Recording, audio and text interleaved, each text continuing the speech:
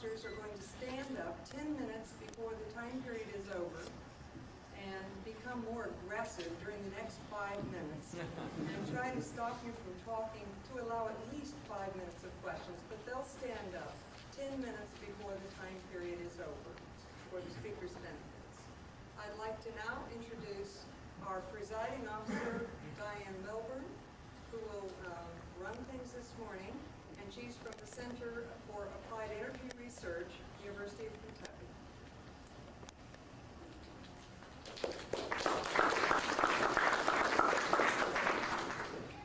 Morning. Our first contribution this morning is from Ohio State University, and it will be presented by Unit Ozkan. She'll be speaking about simultaneous HDN, HDS, and model compounds over nickel monoxide.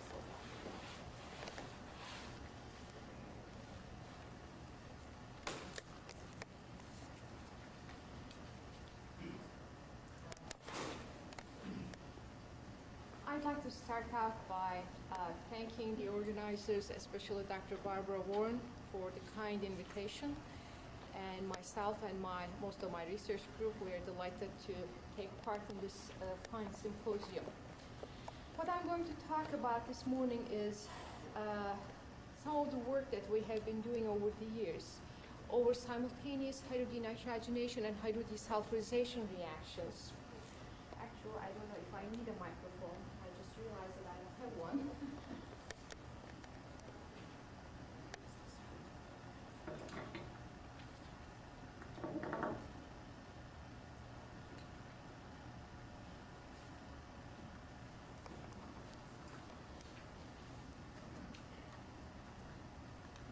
And the graduate students who have been working or who have worked on this project at various phases are Liping Zhang, Edgar Moctezuma, Sang Yuni, and I really go for the ride.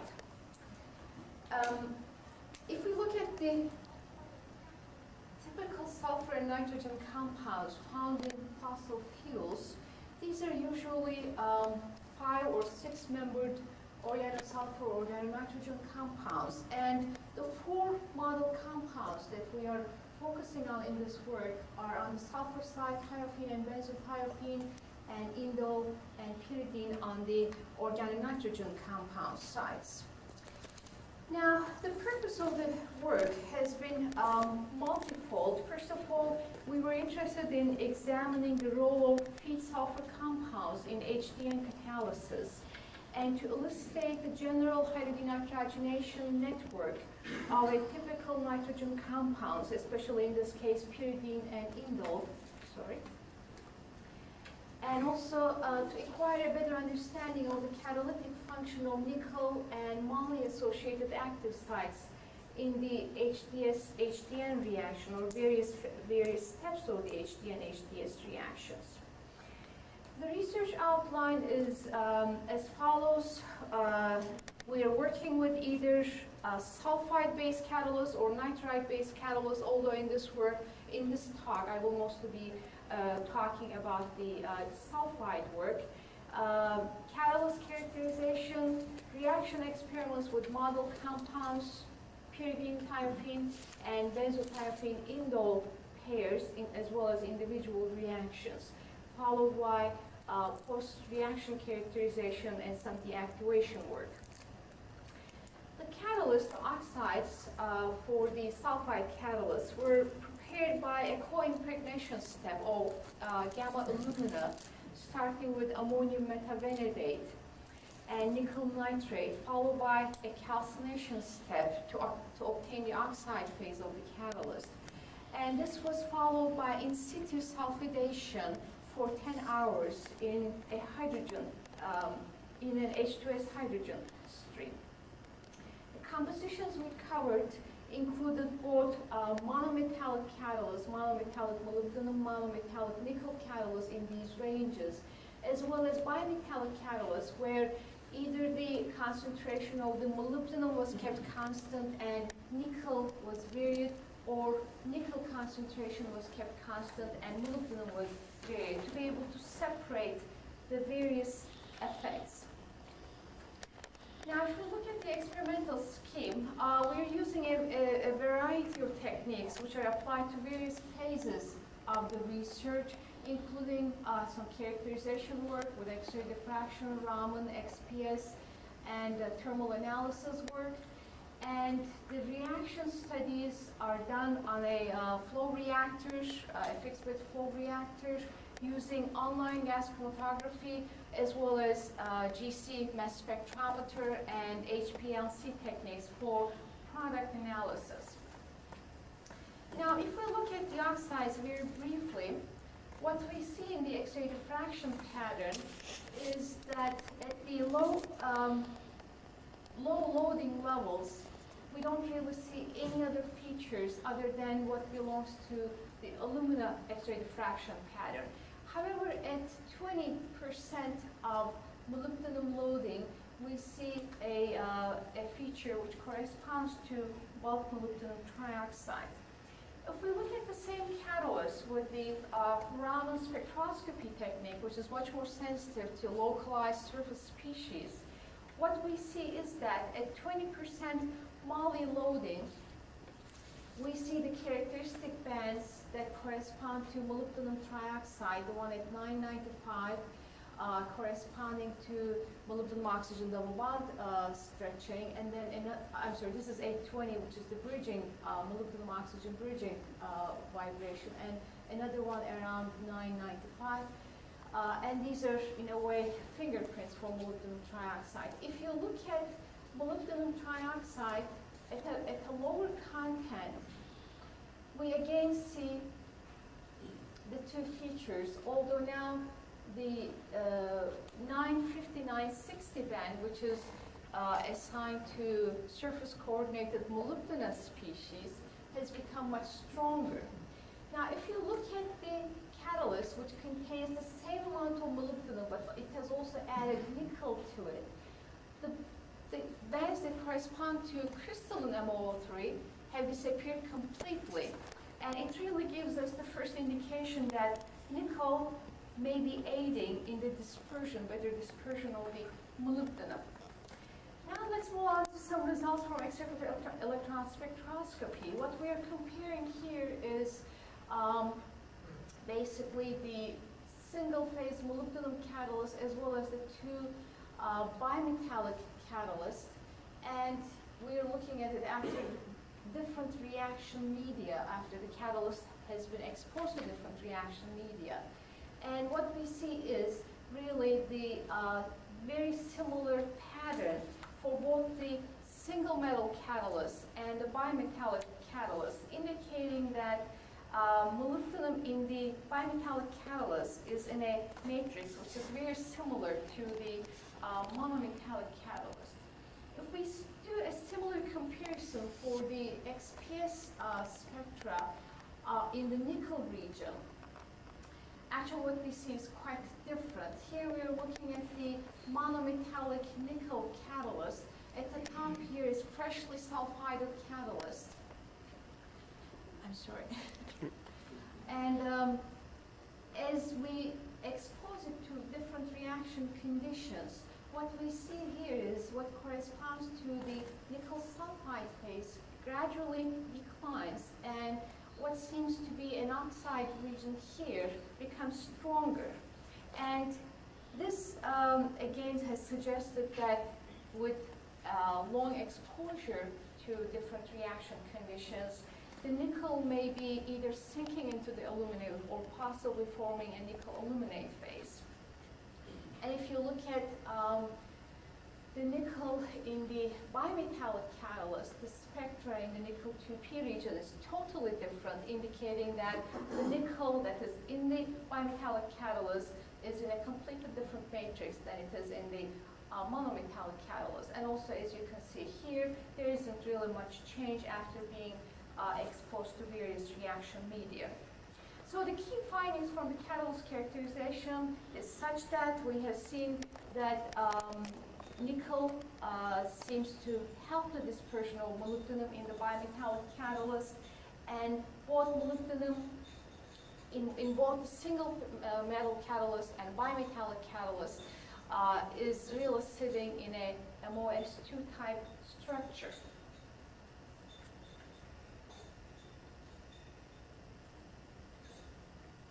Now let's move on to reaction studies.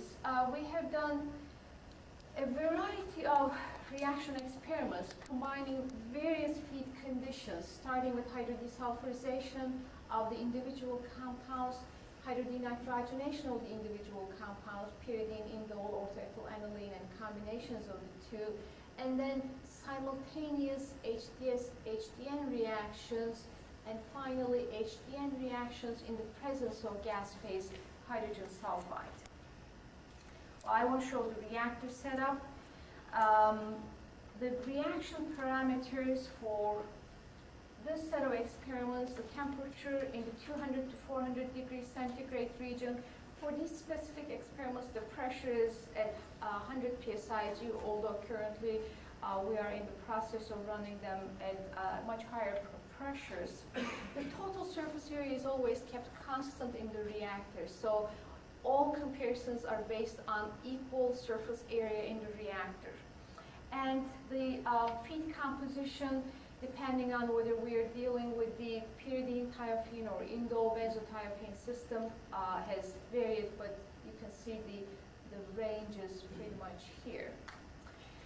Now, the reaction network for hydrodenitrogenation of pyridine is rather simple. Actually, this is a simplified network.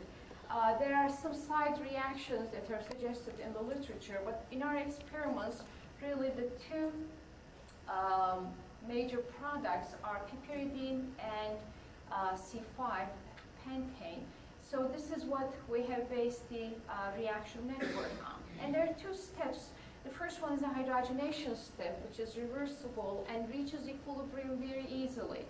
And the second one is the carbon-nitrogen bond cleavage through the hydrogenolysis. And that really leads to the C5 formation. Now, first of all, let's compare at the first glance the enhancement inhibition effects in HDS and HDN reactions. Now, in the case of thiophene, it is very clear. What we see is a very strong inhibition of the thiophene hydrodesulfurization by the presence of pyridine. If we look at pyridine, this is, both of them are at 400 degrees centigrade. In general, we see an enhancement effect with the presence of sulfur compounds, thiophene and H2S, hydrogen disulfide. This effect especially is pronounced over the bimetallic catalyst. Now, if we look at the effect of catalyst compositions, some of these steps, again, I will point out what is most interesting in each figure. We're looking at pyridine conversion, pyridine yield, and C5 yield here as a function of moly content in a nickel moly catalyst. This is nickel content is kept constant. Now, what you see here is, if you look at the pyridine yield, actually pyridine yield is almost inversely related to the temperature. At the lowest temperature, we have the highest yield. Also, if you look at the pyridine conversion, we have the highest conversion at the lowest temperature. And this is really because under these conditions, the first step is thermodynamically controlled. In other words, pyridine to pyridine ratio is thermodynamically controlled.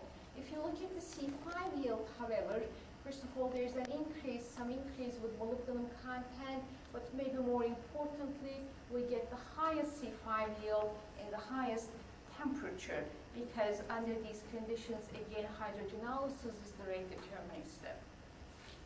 Now, if we look at the bimetallic catalyst, keeping molybdenum content constant and increasing the nickel concentration, actually similar observations can be made.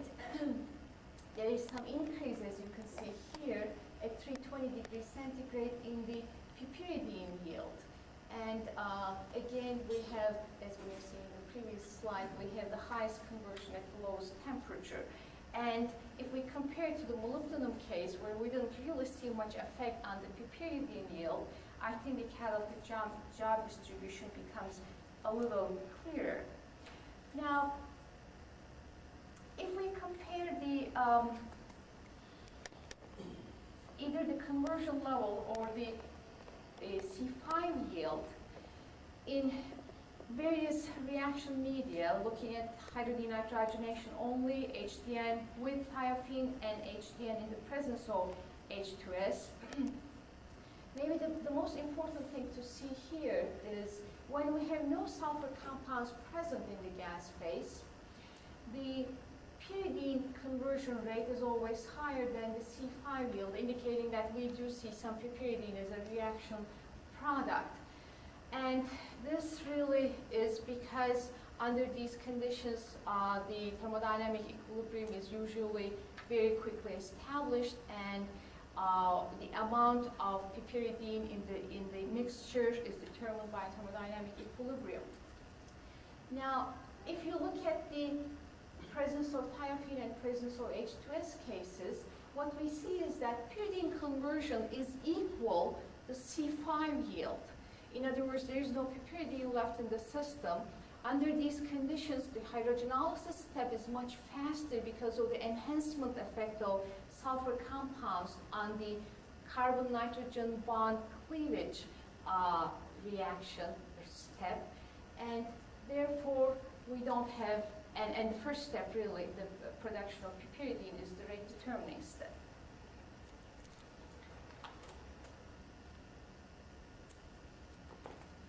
Maybe one final comparison, although these results is the, if we look at the effect of thiophene at 3 different temperatures, over the monometallic nickel catalyst, either no effect or an inhibition effect. If we look at the bimetallic catalyst, at every temperature, always an enhancement effect of thiophene. However, if we look at the monometallic moly catalyst, the effect is changing depending on the temperature. If we are dealing with the low temperature end, there is some inhibition effect. However, at the high temperature end, there is a strong enhancement effect. Now, I'll try to summarize everything we have seen so far. The most important conclusion out of this is that there is a very involved, a very intricate interplay between the steps that are thermodynamically controlled and the steps that are kinetically controlled. And this regime going back and forth really changes depending on the catalyst composition, the reaction temperature, as well as the presence or the absence of sulfur compounds. So what we have seen is that at high temperatures and relatively low pressures, the pyridine to pyridine ratio is controlled by the thermodynamic equilibrium of the first step, the hydrogenation step, and the hydrogenolysis is the rate determining step. Now, if we have sulfur compounds present in the stream, then hydrogenolysis step is enhanced, and it is no longer the rate determining step, and the hydrogenation step becomes the rate controlling step. Again, if we look at the effect of nickel, when the rate determining step is the hydrogenation of pyridine, nickel strongly favors or enhances the reaction rate. However, when we have the hydrogenolysis as the rate determining step, additional nickel or further nickel has really no influence. Similarly, if hydrogenolysis is the rate determining step, increasing the molybdenum loading increases the overall HDN rate. If we continue, we have pretty much covered this first bullet, but if we try to maybe go into the details of how the enhancement effect is taking place, first of all, we see it much more pronouncedly over the bimetallic catalyst, and what we are suggesting from all of these results is that what is an effect here can really be explained in terms of a NiMo type structure for the catalyst, which has been developed and proposed by Topso and co-workers. And there are really 3 different types of sites. One type of sites are related to the hydrogenation step. These are associated with sulfur vacancies, either tied to molybdenum centers or nickel centers. The ones associated with nickel centers have much higher intrinsic activity. And the second type of sites are the hydrogenolysis sites, and we are suspecting that these are associated with phosphatic acid sites associated with molybdenum centers. And if we can summarize this cartoon form, this is what we are suspecting, that the nickel sulfur vacancies can be formed easily, and also the molybdenum-associated sulfur vacancies, as well as molybdenum-associated phosphate acid sites, can easily form or consume in the course of the reaction, depending on the reaction medium. Now, I'd like to say a few things about the thermal analysis experiments that we have carried out, because we have obtained some interesting clues about the different sites and the formation of these different sites under various different conditions. We are looking at some results from the hydrogen sulfide TPD experiments. This is done on a system where we have mass spectrometer online, so we're monitoring all the effluent from the surface that's dissolving from the surface through the mass spec. The TPD experiment is carried out after we do in situ sulfidation at 400 degrees centigrade, and then flushing the system with helium and starting the temperature program and heating it at a rate of 5 degrees centigrade per minute. Now, in this slide, in this first transparency, we are looking at H2S signal coming from a monometallic molybdenum catalyst and bimetallic nickel moly catalyst. And there's a very distinct feature here. The onset of this peak is the same, around 300 degrees centigrade, and the peak is somewhere between 480 and 490 degrees centigrade. And shape is really very similar whether you have the monometallic or bimetallic catalyst. Now, I'll show you one other piece of information obtained from the TPR experiments. Actually, TPR experiments are performed similarly using the same equipment. However, there's an additional step in here. After the in situ sulfidation, we are degassing the catalyst at 500 degrees centigrade under vacuum. And the reason for that is to eliminate the H2S, which is desorbing just as a function of temperature and not necessarily as a result of reaction with hydrogen. If we compare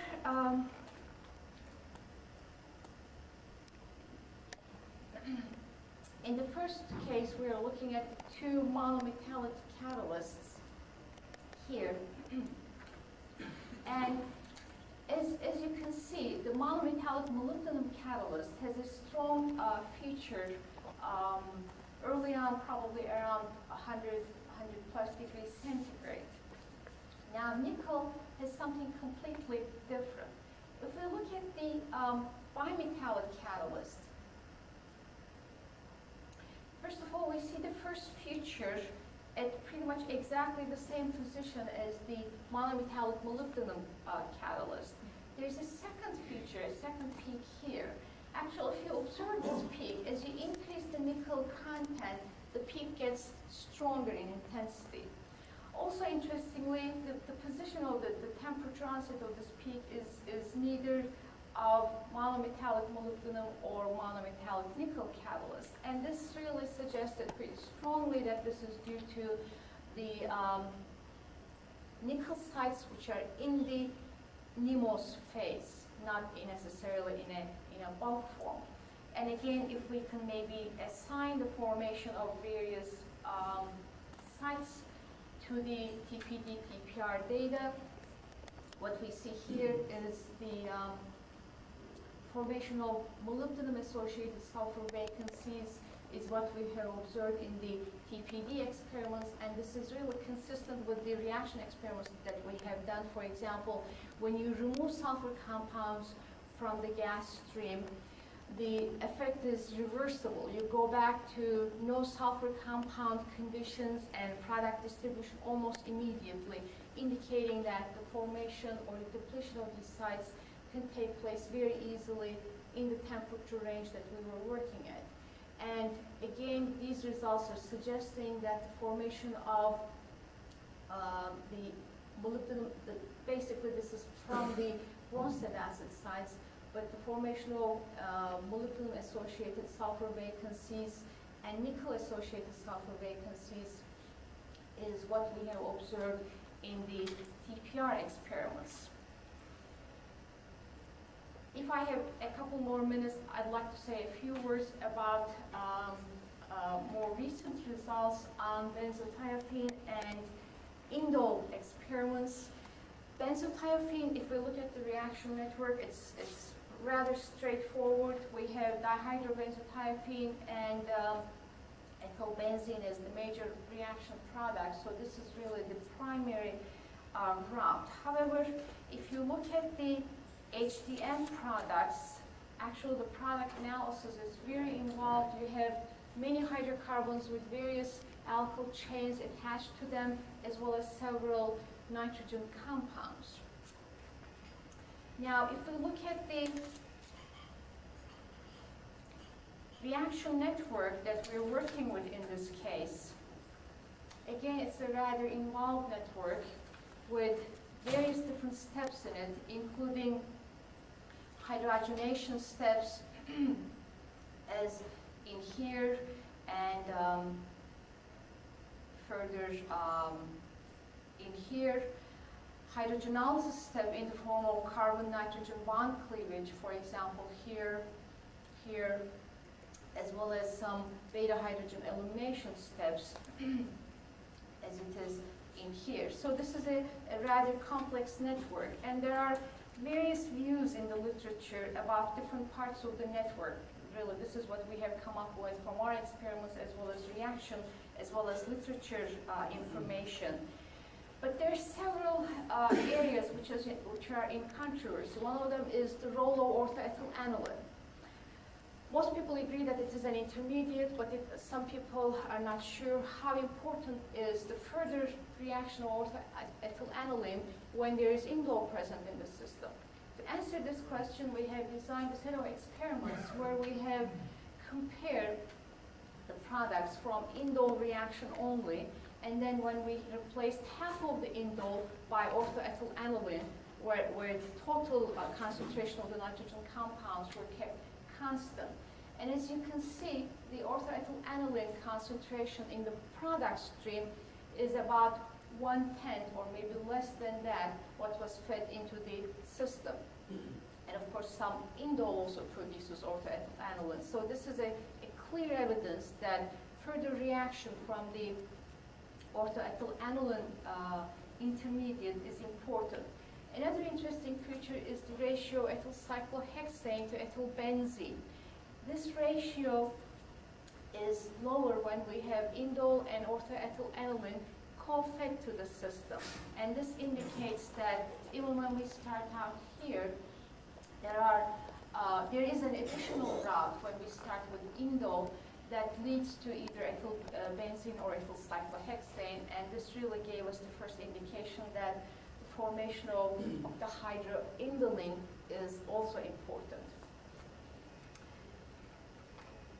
Again, we have done a lot of experiments addressing different parts of the reaction network. In this case, we're again comparing indole versus indole plus OEA hydrodenitроgenation reaction. This time, indole concentration is kept constant, but we have added an equal amount of orthoethylaniline to the system. And the presence of OEA in the indole conversion is negligible or non-existent at the lower temperature end. At the higher temperature end, there seems to be some inhibition. If you look at the ethyl cyclohexane to ethylbenzene ratio, This ratio seems to be higher when we have no orthoethylaniline directly co-fed to the system, especially at the higher temperatures.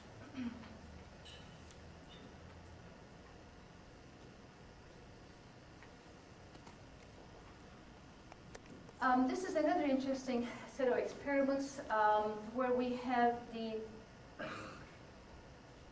indole concentration doubled in one case, and we're comparing indole and OEA reactions separately now. In the other case, we have increased, we have really multiplied the concentration by 3/2. What we see is that when we double indole concentration, indole conversion really is helped, indicating that what we're seeing is a true rate in this case. If you look at the effect of sulfur compounds, however, and the same was true for orthoethylaniline, again, the conversion decreased in the same ratio as the concentration has increased.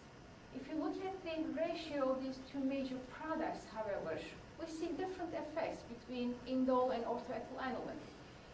This ratio gets lower with hydrogen sulfide, and it is higher with the presence of sulfur compounds in the case of orthoethylaniline. And again, there is a good explanation in terms of the reaction network that we're proposing. In general, presence of sulfur compounds enhance the hydrogenolysis sites, and that's why we're making more orthoethylaniline in this case, which has an additional route, additional step for the formation of ethylbenzene, and hence we have a lower ratio of ethyl cyclohexane to ethylbenzene. In case of orthoethylaniline, only when there is no indole present in the system, orthoethylaniline adsorbs primarily on the nickel-associated sulfur vacancies, which are intrinsically more active. And at this point, the hydrogenation steps become more important from orthoethylaniline, and that's why the ethyl cyclohexane ratio increases with increasing temperature. Maybe in the interest of time, I will skip over, if I can show two more slides. One is related to the XPS results after the catalyst has been exposed to reaction conditions. I'm just going to show you one feature here, which is the nickel Auger line over the bimetallic catalyst. We're looking at the green as the freshly sulfided catalyst, and then after 50 hours of exposure to reaction, and then after 1,000 hours of exposure to reaction. As you can see, the nickel signal is declining very consistently.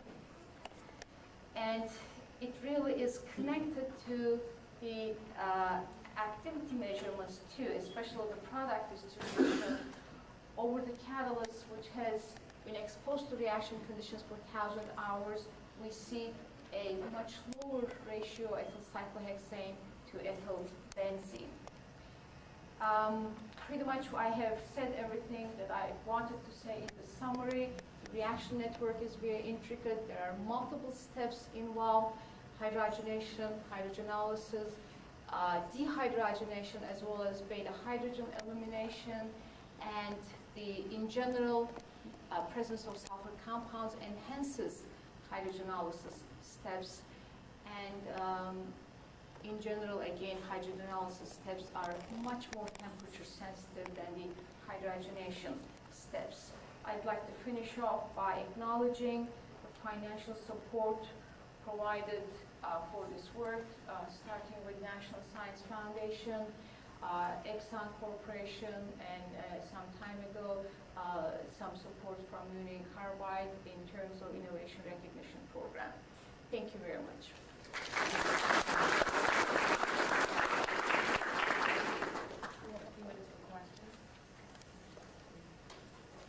A lot of very nice work, women. I'm wondering whether there's not a simple picture for all this data that you have shown. I'm referring in particular to the pyridine HDN.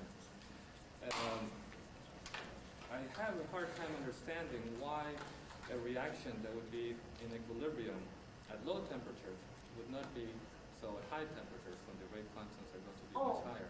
that's not at all what we have said. It is reaching equilibrium at higher temperatures. And at lower temperatures, the hydrogenation step is no longer at equilibrium. It may not necessarily be the rate determining step, but it is kinetically controlled. At higher temperatures is when we have, in the absence of sulfur compounds, when we have thermodynamic equilibrium established. Oh, you do have them. Yeah, that's what I would That's, thought. if that point didn't come across clearly, I'm sorry, but no, that's exactly what we're saying. Oh, all right, then that is consistent. The whole effect of temperature and the effect of H2S and thioethene, can it all be simply related to the level of sulfidation of the catalyst? Well, You have an intermediate degree of sulfidation gives you the highest rates, and that explains the temperature and the thioethene and HDS. Couldn't it be as simple as that? okay, well, first of all, we are starting out with fully sulfided catalysts by keeping them in the sulfur stream, H2S stream, for a long time.